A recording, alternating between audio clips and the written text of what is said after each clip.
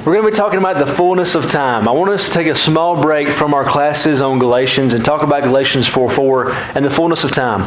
For the last 2 weeks, we've been talking about on our Wednesday night class the two passages most in common with the doctrine of premillennialism. And that is Revelation 21 through 7 and then Daniel chapter 8, verses 9 through 12 and 23 through 25. And Ms. Stacy Huey had a wonderful question at the end of that, and she said, Isaac, how did people know during the time of Jesus that this was supposed to be the time the Messiah was supposed to come? How could they have overseen that? And it was a great question, and it really led up to what our class is going to be about today, because if you were there Wednesday night and you saw all the different prophecies that Daniel gave, not only concerning about the time of Antioch Epiphanes, but about the 70 weeks and all those things, you ask yourself, well, were they not looking for the Messiah? Were they looking, did they miss him? Like, what was going on? It's a wonderful question, because many of the Jews at the time of the first century were actually looking for the Messiah. They knew the prophecies in Daniel. They knew about Daniel chapter 8. They believed it was fulfilled during the Maccabean revolution and the time of the Maccabees and the Hasmonean dynasty. And so they thought, man, this is the time. And so the question then is, well, how do they know this was the time? What made this the time? Galatians 4:4 says, in the fullness of time, what made the first century the best time for Christ to come? Because when you think about this, many people have asked, why didn't he come today? I mean, you've got the internet. I mean, you could have broadcasted things all over the world in a matter of milliseconds. I mean, why did he send him in the first century, 2,000 years ago, and not wait until a technologically advanced time such as today? Well, what made that time so great for Christ to come? And so that's what I want us to talk about this morning, the fullness of time. Why? Well, there's seven reasons why I believe this was the fullness of time.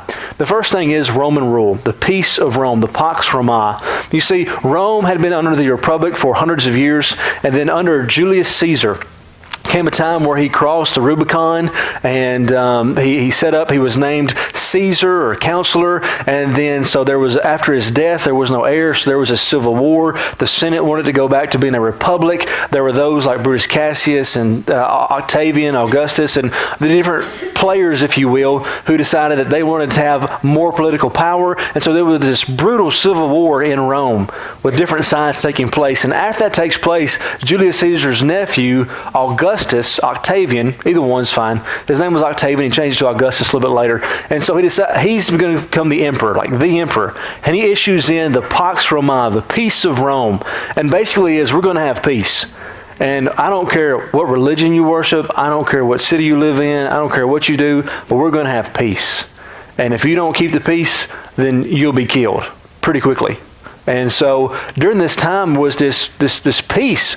And during times of peace, you have prosperity. People are able to make more money. People aren't scared to go and spend their funds or to start businesses. You have people spending more time on philosophy and religion than on warfare. And so you have all these great philosophers who are coming around about the first century, and there's this renewed interest in religion and also in morality. Augustus even outlaws adultery with the penalty of death.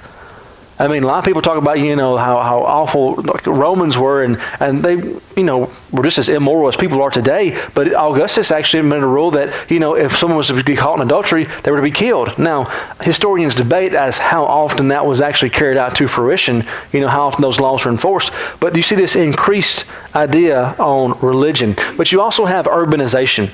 People start moving away from farms and into the cities. The United States has seen this even in some of your own lifetimes. 100 years ago, like 80% of people lived on a farm. Now, like 90% of people live in a city. And so you have seen that even in your own lifetimes. Or maybe you have seen places that were farms become cities. And so you have seen that yourselves, but you have more infrastructure. You have a denser population. You have a bigger focus on trade. And so now you have major routes that are established, but now instead of going and preaching the gospel message to a village of a couple hundred people, you can go and preach to tens of thousands. Or maybe you can go to Rome itself and you preach to a crowd of 250,000 plus, 500,000 people. And so you have this urbanization, so more people are thinking about religions, they're living closer into cities, you have a greater possibility for people to reach out with their neighbor with the gospel, and so that's one of the reasons that Roman rule did. And also travel. The gospel could travel much faster. The Romans were master builders. In fact, after the Western Empire was conquered in the 5th century, by the Visigoths and the barbarians, all those guys, the art of brick making and aqueducts and arches was lost to Western Europe for 1,000 years. I mean, think about that. I mean, for 1,000 years after Rome fell, people know how to make bricks. I mean, they're just master builders. They built 55,000 miles of roads. I mean, we can't get one street done in Lewisburg in like 9 months, and they had like 55 or 10 years or whatever. I don't know. It's a long time. But they had 55,000 miles of roads. And some of those roads are still being used in Europe today. I mean, it's fascinating. I mean, they would level mountains just to make sure the roads were like flat and the straightest point from one city to the next. It's incredible. And so it would take weeks, sometimes even months off your travel time because people could just travel with the gospel so much faster now. And trade was a major deal. The Jews were exceptional in many things, but one of the things they exceptionalized in was trade and business. And so you have these Jewish people going all over the Roman world in trade routes and setting up shops and businesses. You're like, well, Isaac, what difference does that make? Well, when you have 10 Jewish men in a city, you get to have a synagogue. And so what does Acts tell us was Paul's main mode of work, I guess, if you will, when he went to a new city? Where'd he go first? The synagogue. And so now you have all these mission points already established throughout the known world for Paul to go to, preach the gospel, first the Jews and then the Greeks, Romans 1:16. And so Roman rule was amazing for the spreading of the gospel. The second thing that made this the perfect time was the Greek language. Alexander the Great, we talked about him some on Wednesday night, conquered the known world, and one of his main things was to usher in Hellenism. And honestly, it's remarkable how fast the Greek culture and language and style spread throughout the known world. I mean, people who had their own cultures, their own languages, basically gave all that up because they felt like the Greek culture and style was just so much better. And so you have this language that people can relate to. It's very simple. It's very basic. If any of you have studied Greek in college, I'm not talking about classical Greek, I'm talking about Koine Greek. There's a big difference. But it's a very basic and simple religion to spread the gospel in. It was uniform. Everybody spoke it. I mean, it's like some people have asked, well, why isn't the New Testament written in Hebrew? I mean, most Jews in the days of Jesus couldn't even speak Hebrew. Why wasn't it done in Aramaic? Well, think about our own day and age. If the Lord came back today, do you think the Bible would be written in a language like Dari, which is a form of Persian, which has about 9 million people that speak it? Or would he do it in probably English, which is it's the second most widely spoken language in the world, and it's also the most broadly dispersed language in the world.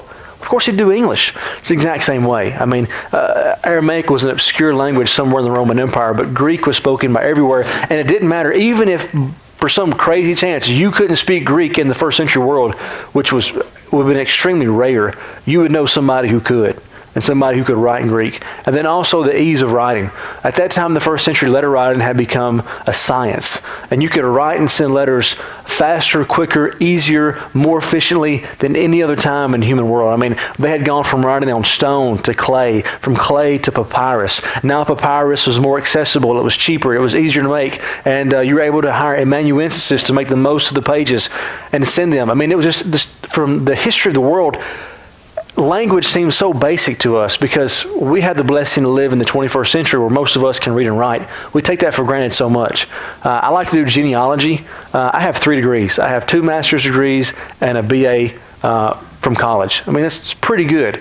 Anybody can do it if you have the time and I guess the money, take out student loans. So anyways, but my great-grandparents couldn't read or write in the 1920s. I've got the census to prove it. Couldn't read or write. My great-grandfather, sharecropper, couldn't sign his own name. He lived to about 1955 or so. He never could even drive a car. And so think about how much that has changed in our culture, in our counties, in our society in the last 100 years. I mean, most people back then, if they couldn't read or write, knew somebody who did, and it was just exploded the potentiality of the gospel being spread. The third thing that I think was an important reason why this was the fullness of time was the popularity of the moral movement in philosophy. And I talked a little bit about this earlier in class, and that is Augustus placed a very high emphasis on morality.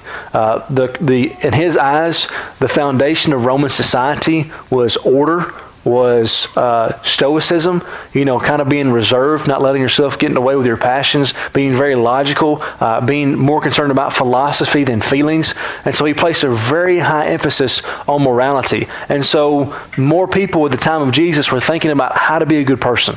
Because it's interesting. I have a friend of mine from Germany who's not a Christian, but they have a really strong emphasis on being good people, like picking up trash outside of your home, giving money to people who are poor, making sure that your house is clean, treating people kindly.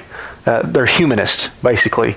I think it's important to be, and so I've had numerous conversations with him like, well, there's got to be a standard of morality, God's the center. And so, but to them, it's just you should be a good person. The same thing was true with Rome in the first century. They thought you should be a good person. Well, then Paul comes out and says, well, let me tell you how to be a good person. Let me tell you about the standard of morality. Marcus Aurelius was another Caesar in the 120s to 180s, maybe one of the most widely known because he wrote so many books of philosophy. And yes, this is after Jesus' day, but still very early in the church, and you can see the emphasis on morality in the Roman Empire at that time and age. Also, you have Stoic philosophers. There are so many similarities that books have been, PhDs have been issued to guys who've written books and articles about the similarities about the Apostle Paul and the writings of the New Testament and Stoic philosophers.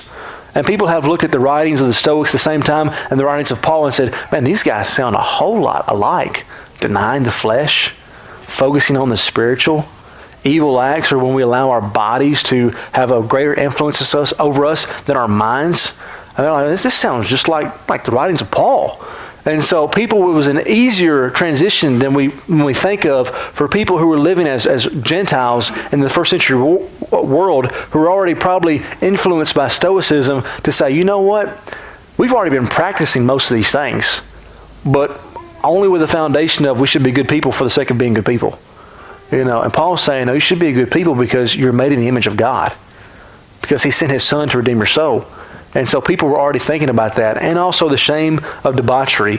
One of the main reasons why people look down on debauchery and giving yourself over to passions was actually because of the civil war that took place in the first century between two individuals. Well, who are the two individuals that caused this to kind of be kind of the poster child, I guess you would say, of allowing your passions to ruin yourself and also the whole country?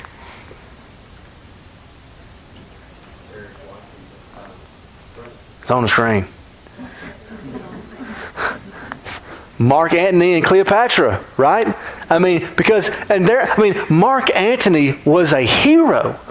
This was like, George Washington, Thomas Jefferson, and Mark Antony was one of the heroes of Rome. After Julius Caesar died, pretty much everybody thought like he's going to be the Caesar. Octavian's too young. He's inexperienced. Mark Antony was like Julius's brother. He's a general. He's accomplished in battle. He's a warrior. Everybody loves Mark Antony. Everybody. I like his songs today.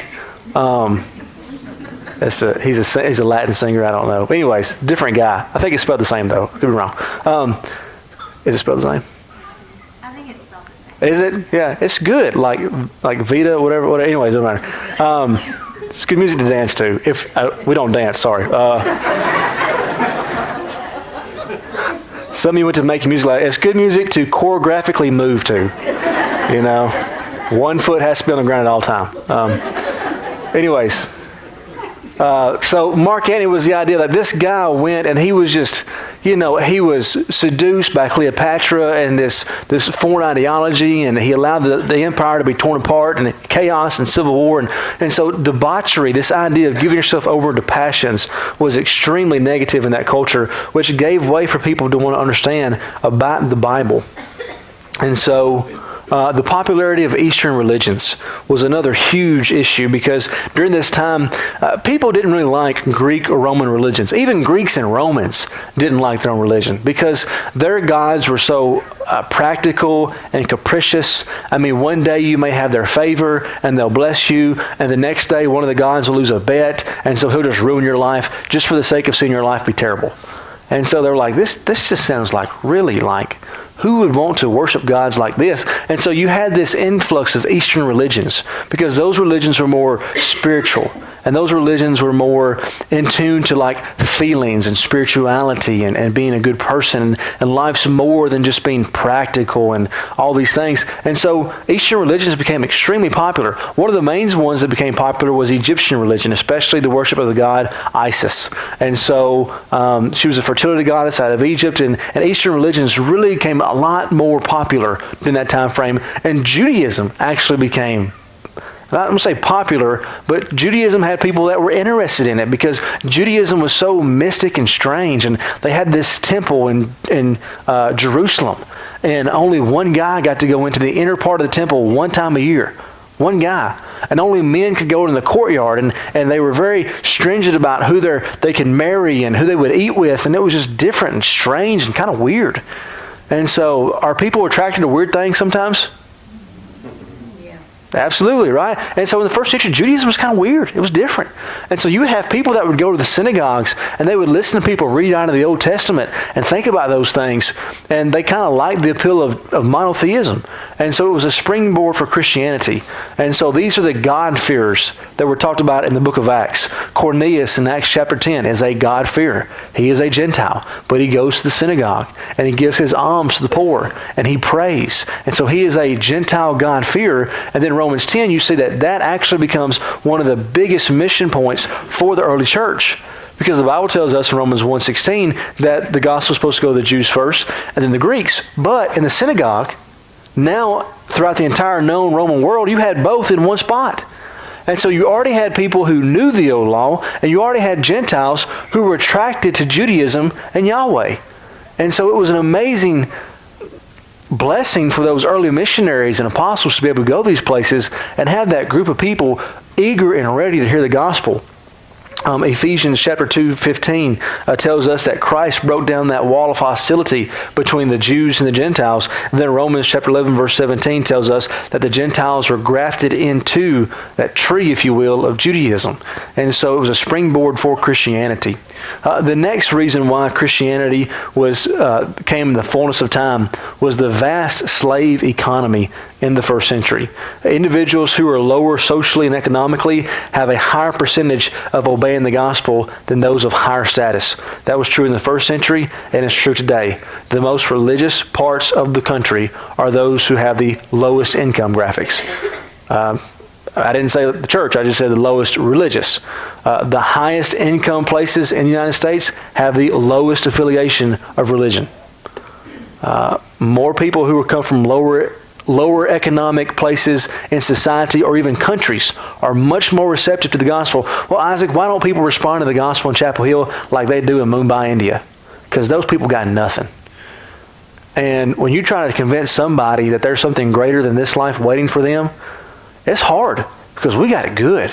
I mean, we're the wealthiest nation in the history of the world. We have more stuff than kings in the ancient world, just the average American.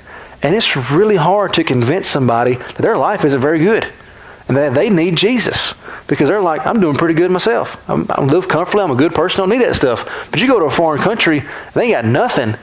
There's not much to be happy about. And it's like, man, life stinks. They're like, yeah, life does stink, but eternity doesn't have to stink. They're like, well, I may not have it good for 50 years here, but I can have it good for an eternity there. I mean, they're much more likely to respond to the gospel, and the same was true in the first century. And so a high percentage of the population of the empire were slaves. 40% of the empire was slaves. That's massive. That's incredibly large. Think about our own nation's history. A historian can back me up over this, but I know that our nation's population was never over 10% of slaves. And I highly doubt it was 5% or greater. It was very low. And so we're talking about being in a place where 40% of the population were slaves. And so just the city of Rome itself, and Rome was the center of the universe at that time. It was the center of the world. It was the city. Just that city alone needed 250,000 new slaves every year just to keep its economy afloat. I mean, one of the reasons why the Romans continued to have wars even after the country was so established was not for more land or more materials. They needed more slaves just to keep the economy going. And so Christianity was oftentimes mocked in the early few centuries as being a religion for slaves and women. And so there's all types of Roman philosophers in the first few centuries. We're talking about Christianity like, it's for women and slaves. You know who's the two lowest people in the social poll in the first century? Women and slaves. You know? Because at that time, men were too arrogant. You know what's the largest population in the Lord's church today? Women. Want to know why? Because men are too arrogant. That's true. There's some ladies who are arrogant too, but men are too arrogant. They think they can make their own way. They can make their own decisions. They don't want to be told what to do on Sundays by the preacher. They don't want to have to sit by the elders and the elders say you shouldn't do this or that. They're too arrogant. And so Christianity takes humility. And in that world, people were already accustomed to being humbled by society itself. And so when it came to humbling themselves before Jesus, that wasn't too hard for them to conform themselves to. So a vast slave economy. The next thing that brought about that this was the fullness of time was Jewish oppression. Long and brutal. The Jews had been an oppressed people for 600 years. They had not had a unified kingdom and been a real prominent place on the map for 1,000 years. And just Jewish oppression was terrible. They had been ruled by the Babylonians, the Persians, the Greeks, the Ptolemies, the Seleucids, and now the Romans. And there was about 160 years where the Romans allowed them to have some sort of client kingdom, but everybody pretty much knew who were the real bosses in charge. And so those people longed for the day when they themselves would be the nation of God's promise, where they could shine like they did in the Old Testament under David and Solomon, where foreign kings would come down to David and Solomon and bow and offer up gifts of praise and devotion. They wanted that. They were longing that, and they were tired of being under these brutal reigns. And so they ignited this religious fervor and zeal. And so they fragmented Judaism. Anybody know the name given to those who were really fervent? Yeah. The zealots, right? Zeal. They were ready. We're ready to get this thing started. And so they fragmented Judaism. What were some of those fragments? We've talked about this before. Zealots, Sadducees, Pharisees. Zealots, Sadducees, Pharisees. There's 2 more, I think. There's a few more. Anybody want to add to the list? The Herodians.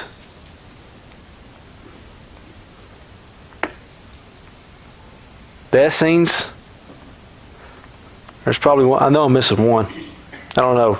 Judaism was fragmented.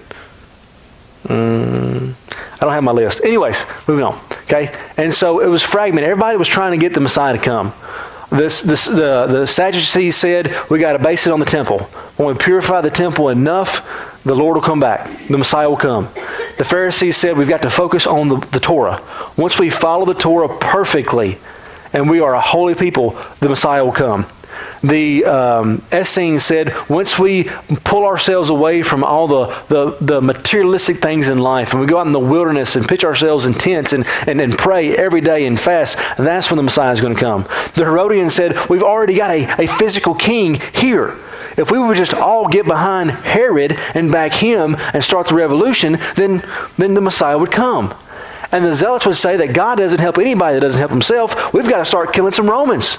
And if God will see the fact that we'll go out there and start killing Romans in the streets and the soldiers, and that we're not afraid to take, the bull by the horns, then the Messiah is going to come. And so you had all these people saying you got to do different things. And most Jews were kind of hard-pressed or pigeonholed into one area. And so, but all of it came back for the desire for the Messiah to come. We can see this in John 6, 14 through 15. Even in Acts chapter 1, verse 6. Even after Jesus raised from the death, people are still thinking there's going to be a physical kingdom. And so these Jews were just so anticipatory of that kingdom coming. And the seventh and last reason why this was the fullness of time is because the people were ready. It was universally recognized that God had not spoken to the Israelites in 400 years. Even Josephus himself says there has not been a prophet for 400 years. And so according to the prophecies given by people like Joel and Daniel and other individuals in the Old Testament, Isaiah, people knew that this was the time. Like, this is it. Like, we know the 4 kingdoms. We know he's going to come under the Roman rule. This is the time. Like, people knew that this was the time. And so people were anticipatory. I mean, the reason why John the Baptizer was so popular, Matthew 3:5, John 1:19-20 says that all of Jerusalem and Judea was going out to be baptized by John. I mean, he's just some guy in the wilderness preaching.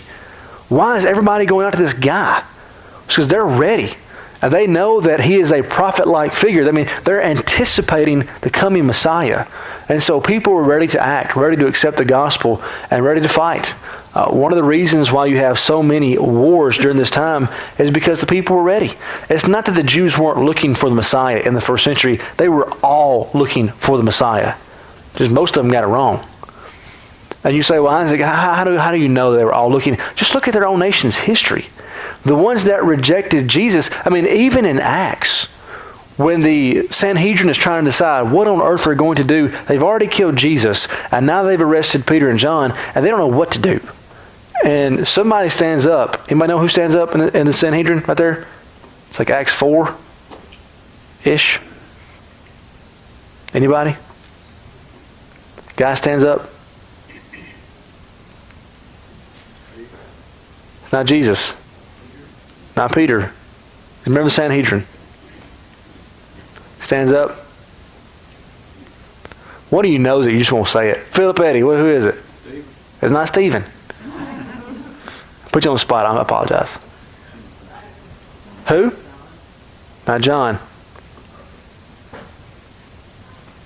What's his first name? Starts with a G. Gamaliel, that's right. Who was whose teacher? Paul, right?